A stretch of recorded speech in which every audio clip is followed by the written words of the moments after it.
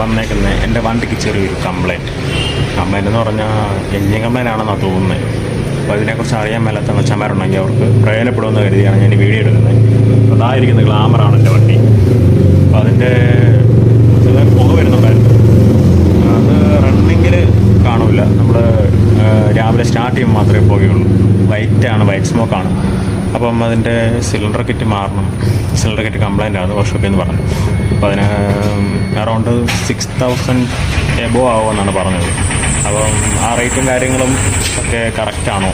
Cylinder kit complaint ആയാലാണോ ഇതുപോലെ white smoke വരുന്നത്?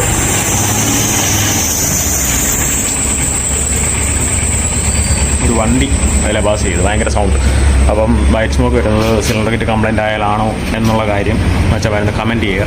അപ്പോൾ അറിയാൻ മേലാത്ത മച്ചാന്മാരുണ്ടെങ്കിൽ അവർക്ക് അതൊരു പ്രയോജനമാകും. കാരണം എല്ലാവർക്കും ഈ ഇതുപോലുള്ള കാര്യങ്ങളൊന്നും അറിയാത്തതുകൊണ്ട് വർക്ക്ഷോപ്പുകാർ